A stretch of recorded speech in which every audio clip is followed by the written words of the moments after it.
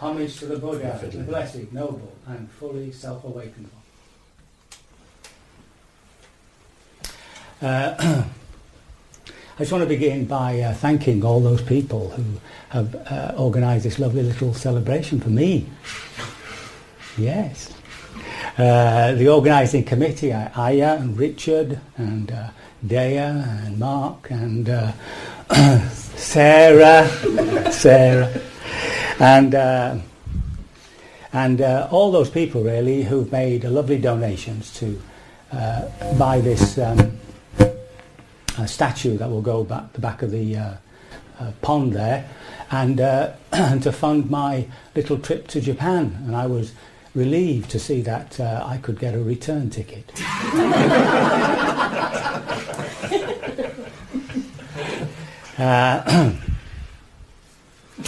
Also, I thank Charles and Heather and Mark and Peter who've done this very professional recording for us.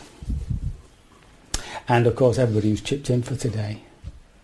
So we have other birthdays here. Sarah, it's her birthday, and also Andy, who's got the 5-0. Yes, we're all suffering. And I think we can bring to mind Stephen Hawking. We can feel a certain sorrow for David Bowie, didn't quite make his 70. And we can I think we can all join in with a special regard and good wishes to Kim Jong-un in Korea.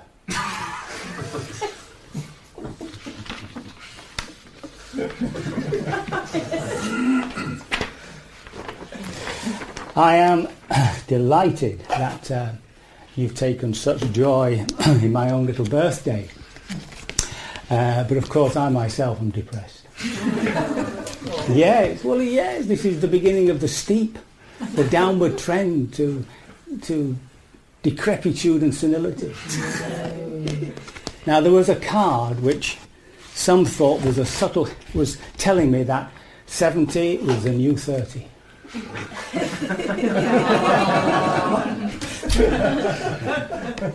It's not. 70's serious. Okay. So, something peculiar has happened to me this year, in the sense that suddenly, I suppose it's reaching the end of all this building stuff here too, and feeling very, very settled outside Saripanya. Now, the sort of memories of my past life came up. I mean, this one. No, this one. And of my past living. And you know, I just wondered how it is that I got to this place. So I thought it was an opportunity really to answer the questions that I'm often asked, but I usually palm off with a sentence or two. You know, as to how I became a Buddhist, how I became a monk, and why do I continue? So to start at the beginning there, you see, my father was in the RAF, and they were following the armies up the toe of Italy when he was billeted on my mother's house, and they fell in love. And it seems as though he took AWOL in order to marry her. And when he got back to Cyprus, they put him in jail for a while. It's all very romantic. Anyway, he brought her to Britain, and that's when her real depression began. If you can imagine moving from a hillside village overlooking the Adriatic, with the smell of pine in your nostrils and ending up in Manchester. Black Manchester. We forget how black the cities were, saturated with soot everywhere, and pea soup fog. Anyway, she happily became pregnant with me, but decided to go home to have me. And when the time came, they brought in the local midwife. She was 25, so presumably there was a little difficulty. But either they rushed it or it was her particular way of doing things, but they cut her. No. Such was the agony, she bit into my uncle's thumb, and he showed me the scar. Even then I wouldn't come out. They had to prise me out with forceps. I mean, what a start. What a start. She went on to give birth to 2 more sons and a daughter. So I've got 2 brothers and a lovely sister. The effect of birth upon us, consider the Buddha. So as soon as he was born, his mother died. So there must be a feeling there of loss, whether the baby's fully aware of it or not. There must be a feeling of loss. And according to certain disciplines like rebirthing, you know, that breathing thing, and Stan Groff, I wasn't going to say hologramic, or whatever it is, breathing. The birth trauma has a real effect upon us. You know, it's there within our psyche. So I know this from the difference between my siblings, because my mother said that my sister, who was last, 11 years on, fell out. And she's utterly phlegmatic. Nothing like me. So, that was my birth. Now, I want you to imagine this little 5-year-old boy being taken to church by his father. And he's walking into church. The church is quite big. It's St. Patrick's. It belongs to a 3rd generation of Irish. And as you walk in, your nostrils are suffused with incense, frankincense. The atmosphere is very warm, and the people are very quiet, and they're just sitting there. And you're taken up into the gallery, into the choir loft, and your father is conducting. And at the point where the priest in these wonderful garments comes in with all the altar boys, because it was high mass, you're there as a little boy, a little child, and you're let loose. You can wander around, and you're hanging on to the barrier of the choir, overlooking down into the congregation, and suddenly Bach or Handel or sweet music is coming. So this was my introduction into devotion. I was in ecstasy. Yeah? And it's something that I think a lot of children these days don't get. Not that they don't get it with other things like pop stars and things like that. But it was my introduction into religion as a real heart-based experience. And this was to carry on. So that was, I call, if my first catastrophe was birth, this was my first blessing. And my mother being a Southern Catholic, they were Roman Catholics, so I should have mentioned that. My mother being a Southern European Catholic, it was all about the love of Jesus, you see. And my father was all hell and brimstone, and yeah, I had a nice balance. I obviously warmed towards my mother. Northern Catholicism is very Protestant. So when you convert to a religion, when you actually move into a religion, you move in for various reasons. Most people who come to Buddhism come because they're suffering, because things have gone wrong and they've heard about meditation and stuff like that. But to actually begin to develop a heart attachment, a good attachment, this isn't, not all attachments are evil, a sort of relationship of the heart with your religion, it is very difficult, because this is done when you're a child. When you go to Thailand, you'll see little children are brought into the monastery, into the temples, and they bow, and they also have this sandalwood an incense, and they have the chanting. So that's that sense of devotion, which is a beautiful emotional state. It's a mental state of praise, of being in a lovely spaced out place. It's absolutely glorious. And of course you can develop these things into absorptions. That's very difficult for us because it's a different culture. We haven't got that sort of background. So I always think the way into that, the way into a devotional, a sort of heart connection with the Buddhist teaching is through gratitude. And the more that you consider what the teaching has done for you and for others, etc., then you get this gratitude come up. And it's very simple to go from gratitude towards love, towards a relationship. Now, of course, the Buddha is gone. I mean, it's not as though we're relating to the Buddha. What we're relating to is an image within us of the Buddha. And in growing that, in a sense, we're actually forming a devotional relationship to the Buddha within us that we want to become. See? So it's the Buddha as he appears in daily life. It's not the transcendent Buddha. It's the Buddha of compassion, of love, of joy. And that's why I've got all these statues. Okay? That's the idea of devotion. I'm trying to squeeze a bit of Dharma out of my autobiography, okay? So anyway, we moved then to North Manchester, which was all fields at that time, out of dingy Moston into the lovely fields. The fields didn't stay fields long; they were soon built on, and right at the back of us, they established a cemetery. So we're at school. There were over 50 kids in the class, right? So I'm 47 was the peak of the baby boom. It begins in 45 and ends in 65. And if you look at the graph, it goes zoop on 47 and then begins to slowly come down. Yeah? So Theresa May is a boomer. So then, while I was at primary school, a priest turned up. And he gave us this wonderful talk with pictures about the missions.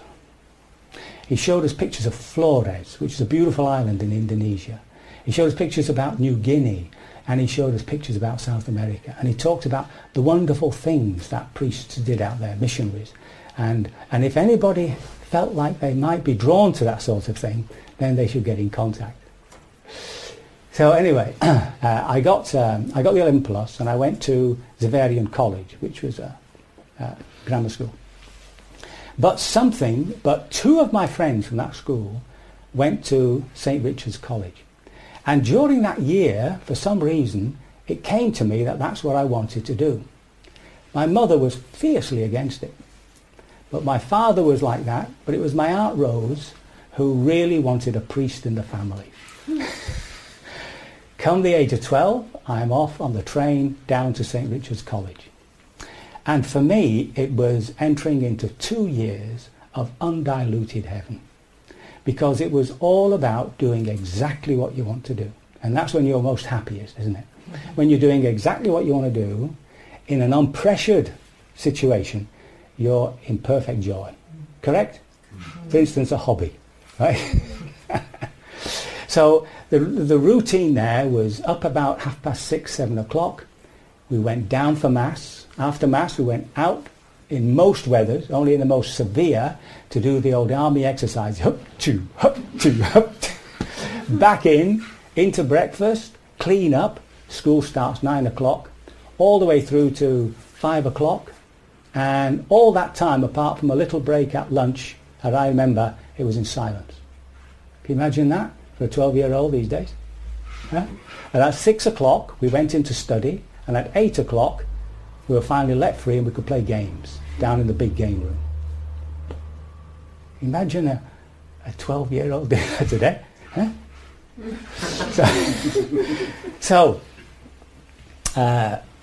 And I really got into it. I mean, it was, all I remember is just being blissed out and hating going home, and having to come back because it was just there that I found my joy. Then something began to happen which promised a different sort of joy. It promised gold, but it turned into glitter. And the joy it promised finally ended up with frustration. Puberty. Even Mick Jagger could get no satisfaction. And he tried. Anyway, we were let out every so often to go for a walk on a Sunday. And there were about 6 of us, 5 of us on the trip. And as we got down, we suddenly had this idea that we'd smoke. Now, teenagers are by nature rebellious. The order didn't smoke. And it was a German order begun by a German priest. And it was mainly German and American. And the joke was, we don't smoke, so we drink. SVD. Okay? And so it was a sort of little rebellion to go and get some cigarettes. And we decided to steal them. There was an old lady who ran a shop at this bridge on the Worcester Canal. And as we entered in, we'd had it all figured out. Somebody distracted her and somebody took the cigarettes. And I can't remember what my job was. And I daren't. So I'll leave that. Well, we smoked, of course.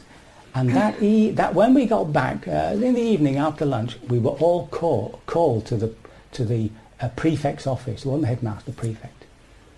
And he told us that, he asked us, had we taken cigarettes from this lady? And we all said yes.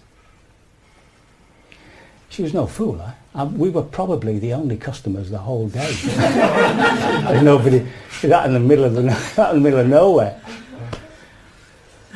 So we were dismissed, and we thought, well, that's it, you know. There was no corporal punishment in the seminary at all. If I was at Zavarian, you'd have been beaten.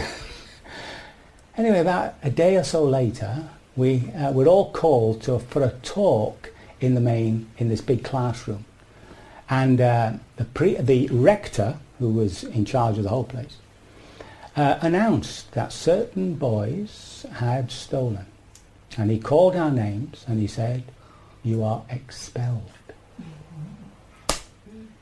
Can you imagine that? I was 3 months off my GCEs and they kicked me out. Anyway, I got back, and because of that, my GCEs went all over the place. I had about 4 GCEs. I had to take my English again. And unfortunately, because the education was mainly by Americans, who I don't think really understood the English GCE system at the time. So what happened was, I ended up with subjects that I had virtually no interest in. Latin, French and history. I had a bit of interest in history. And so life went on, and I didn't do well at the GCEs. And I remember talking to my father about this. Now, when they expelled, when I was thrown out, that was a cut-off of a vocation. This vocation to be a priest remained in me as a really strong, tremendous urge for 3 years till I was over 19. Why couldn't I go back? Why couldn't I go back? It's because they never forgave me. I can't tell you how important it is to forgive your enemies. What happened was, come the GCE, I turned up and they gave me a room in an outer building. I had to go into the exam room at a different entrance from everybody else. I wasn't allowed to talk to anybody, and they weren't allowed to talk to me. In other words, I was excommunicated. And there was no way you can come back on that. See? If a priest or somebody come up and said, look, give it a couple of years and then, you can join another order, I'd have had an in. But I had this block, I couldn't move. So if you have any pity on your enemies, on all of them, do forgive them, because it allows them to forgive themselves. And of course, in our offering forgiveness, we empty our own hearts of, the revenge and the hurt and all that sort of stuff. Now, it doesn't mean to say that you've got to have somebody's forgiveness in order to forgive yourself, but it just makes it much easier. Okay? So I went on then to about 19, and my father pointed out to me that since I was lost, I hadn't a clue what to do with my life at this point, right? I'm completely lost. He said, why don't you teach? He said, you can travel with teaching. So he must have known I was, unsettled. So I decided, I didn't get into university, so I went down to St. Mary's College, which was then a Catholic training college. It's now a university. And it was the year they were introducing the B.Ed. And instead of doing the B.Ed, I did the other offering, which was a degree course and a teacher training course. And it was during this time that I completely forgot about being a priest. I finally began to enjoy a bit of life. But there's this underlying meaninglessness, there's this underlying boredom that comes because nothing you're doing is of any direct meaning to your own heart. And so what you overlay it with is distraction. You get drunk, you chase women, you do all sorts of daft things. And that went on for a little while until... and it was during that time I fell in love. Oh my goodness. Well, you know what the first time is, you see. So I'm completely sozzled, right? And on one steamy, love-drenched night, she fell pregnant. This was my third catastrophe. So now in a Catholic community, for that to happen is a horror story. The abortion law had just been introduced, so it was legal. Which let's not confuse legal with moral, just because in a liberal society, many of our personal decisions are left to us. But I just couldn't go there. It just wasn't on my to-do list, getting married and having children. So we struggled with it. We both struggled with it. She would have been, I think, happy going that way. And eventually I had to be true to my own heart. And I went up to visit the parents and I said, look, I can't marry. I said, but I'll support them. It was a sort of way of getting myself into that position where eventually I'd sort of marry. It was a sort of an in-between place which I felt sort of happy with, that I wasn't entrapped, and then finally I'd probably give in. But to the family, it just wasn't a no-go, and they just saw disaster for her daughter. They had connections with surgeons and stuff, and so she had an abortion. I never felt really bad personally about that because I was never brought into that decision making. And of course I'm part of that whole process. But if you go on the website and just type in something like reactions to abortion, you'll see pages after pages of men and women who really regret, no matter what good reason they had, actually regret that whole process.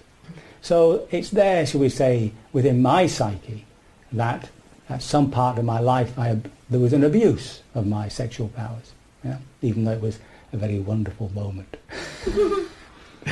And it's Buddhism is no different from other religions. As soon as there's conception, there's consciousness. So there's a living being. There's no way out of that. Okay? That's what's understood anyway. And this further, I think what this did to me was it further alienated me. It further alienated me from my own heart. It further put me into a position of what you might call an underlying despair, which I never really looked at. It was just there underneath it. The boredom, the meaninglessness, and then this tragedy and all that just lay down upon me as a sort of despair, which every occasion would actually land me in a sort of angry depression. But it never lasted long because I'm very sanguine. And then one day, I was 21, 1968, very important date, 1968. That was the student revolutions, if you remember, in Paris and all that. And I lay in bed on a Sunday and I said to myself, I wonder what will happen if I don't go to church. Now in those days, if you didn't go to church, it was a mortal sin. And if you didn't get to confess to a priest and you died, you went to hell forever. I mean, that was the teaching. So it was a big decision. Right? They changed all that in the mid-60s with Pope John the 23rd. And I said to myself, if I don't go to church today, what will happen? You know, let's see what happens. Nothing happened.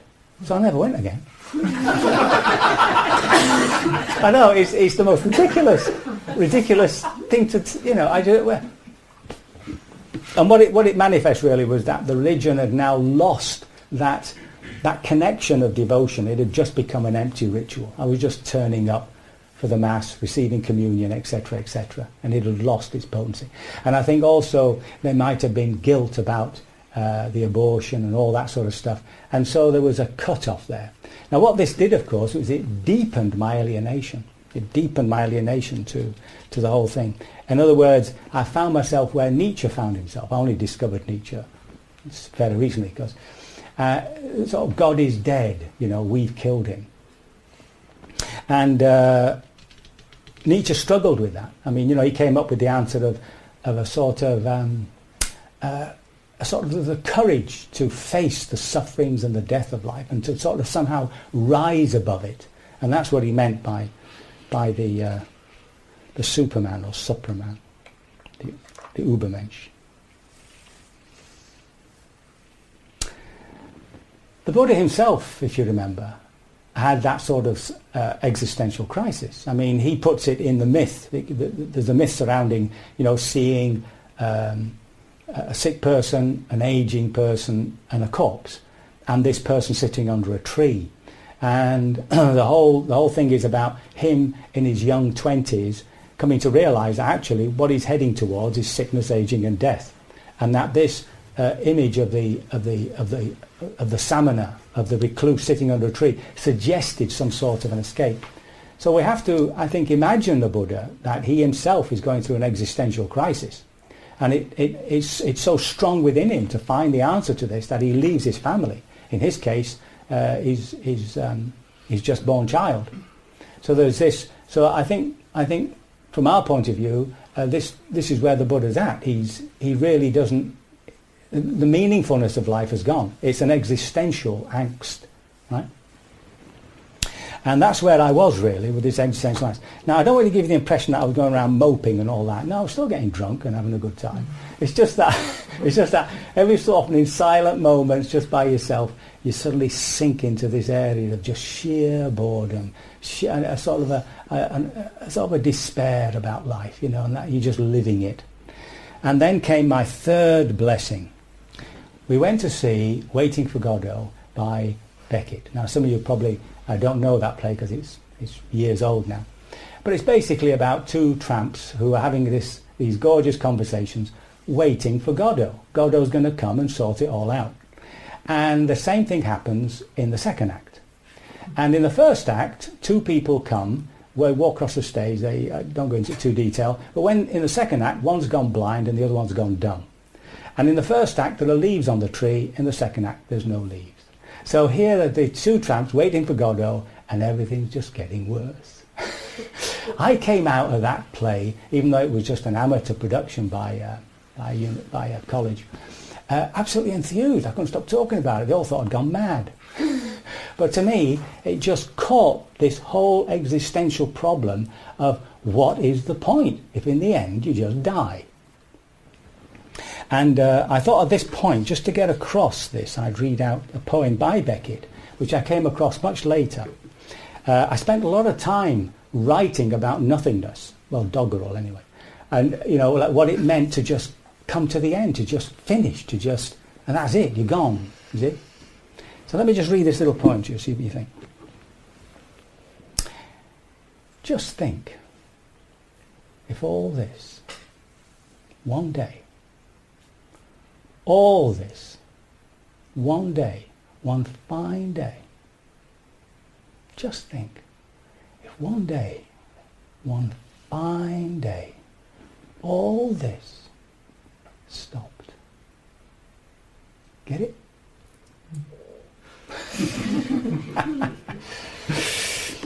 So that was the underlying existential problem, right, that I was sort of battling with. In terms of my emotional life, when I wasn't sort of being extrovert and going out there, there's a lovely poem by Gerald Manley Hopkins that gets it across. And I carried this now for a long time.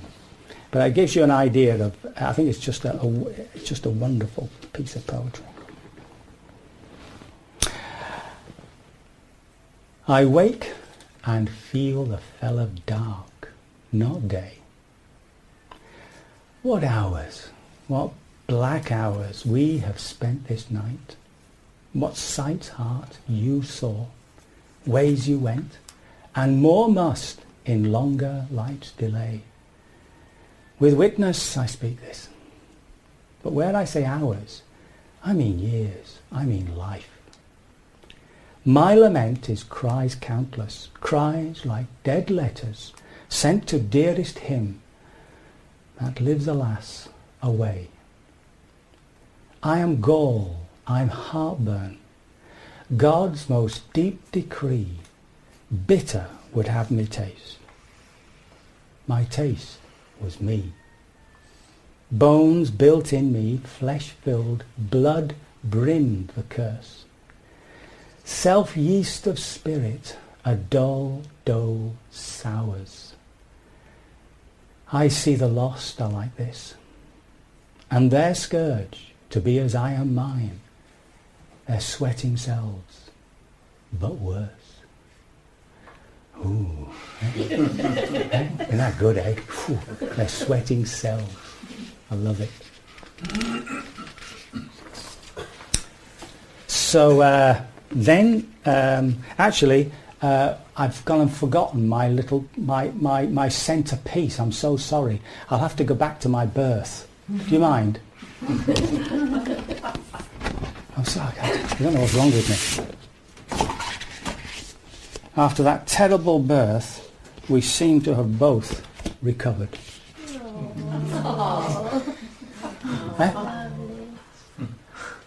I hadn't seen this picture for years. And when I saw it, I thought, well, blow me down.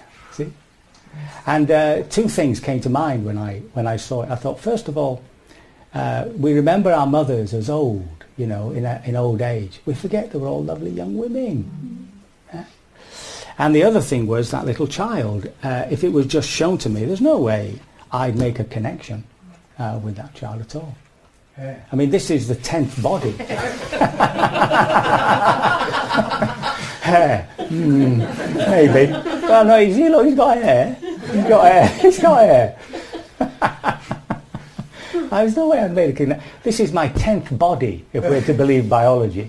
Every 10 years, you completely change all the atoms in your body. Anyway, sorry about that. I'll leave it here. So, okay. So I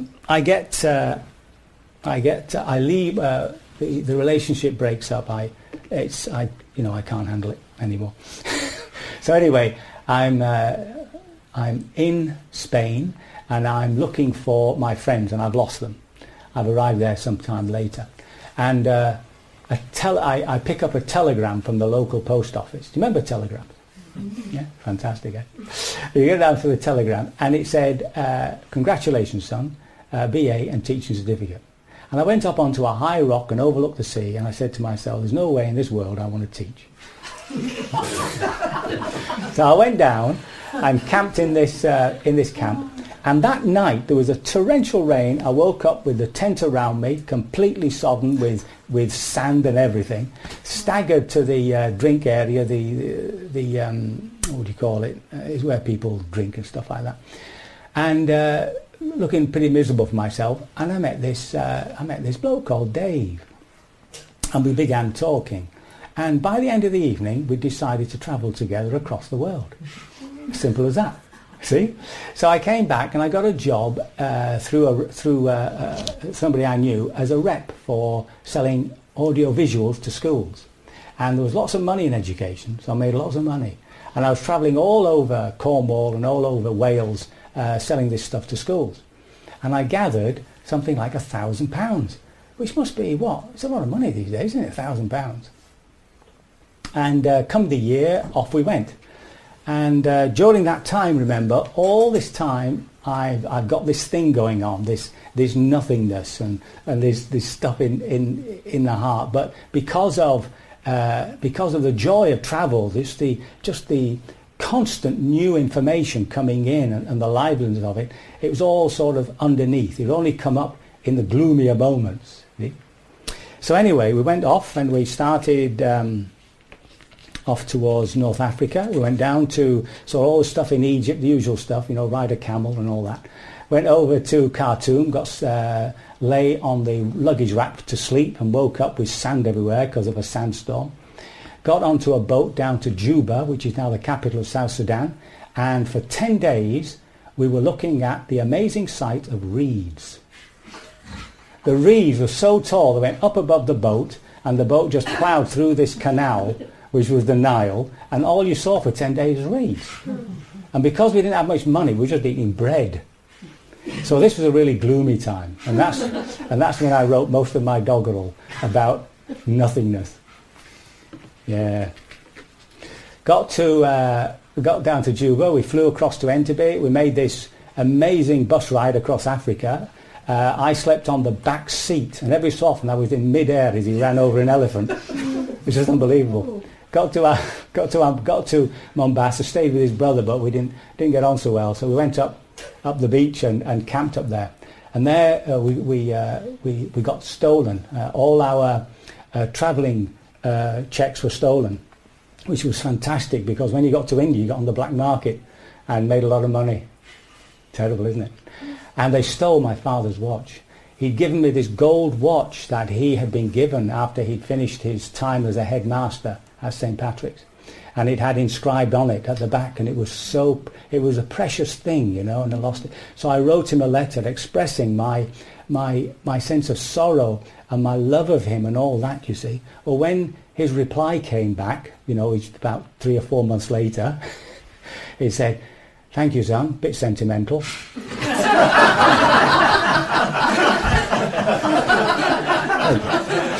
So we get to India. So we get this cattle boat across the ocean, across the Indian Sea from Mombasa to Bombay, playing chess all the time.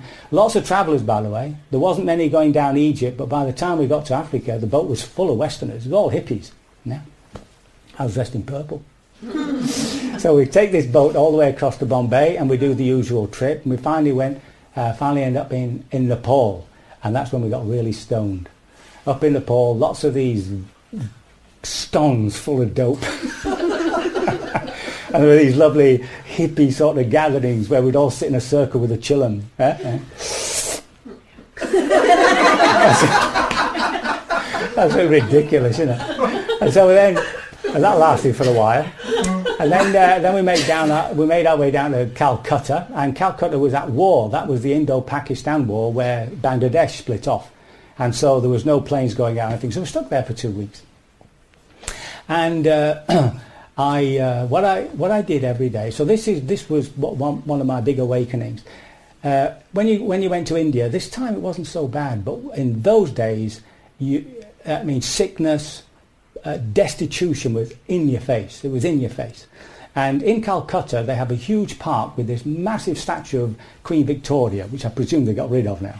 And there was a massive road, circular road going around. That road was packed tight with the sick. Elephantitis, everything, apart from lepers, all the way around. And they were lying on the pavement. And when you saw that, you understood Mother Teresa's compassion, because many of them would have died just there. So anyway, I saw that. That sort of thing I'm not used to. I'm not ready to receive. I'm aware of the suffering, but I'm not ready to receive it. Every day I went to this Sikh restaurant to get curry, and I would always ask for a glass of water. And when they brought the glass of water, which was a pint glass, it'd always leave a nice oily thumbprint on the side, on the inside. I don't know how it was that I was in India for so long and never caught anything. It's just weird. Every day I passed this woman who had a huge goiter. And she sat there absolutely silent, holding a little thing for coins, and her eyes were always glazed with tears. Right? She just sat there, never looked at me, just sat there. And as I passed on the other side of the road, I always saw her. Day after day I passed that poor woman, and I never gave her a penny. So then I'm coming round a corner. I'm just wandering around Calcutta, and I come round a corner, and right before me there's this little girl. She must be over 7, but she looks round about 5. And she's sucking a dried black banana peel. And she sees me, and as she sees me, she has the dignity and that destitution to cover her sex. And that hit me so hard that I just bombed past her. I never went back to buy her a banana. It just hit me so hard. That was my little boy drowned on the beach moment, you know, where you suddenly, the awareness of compassion is not enough. There has to be that contact.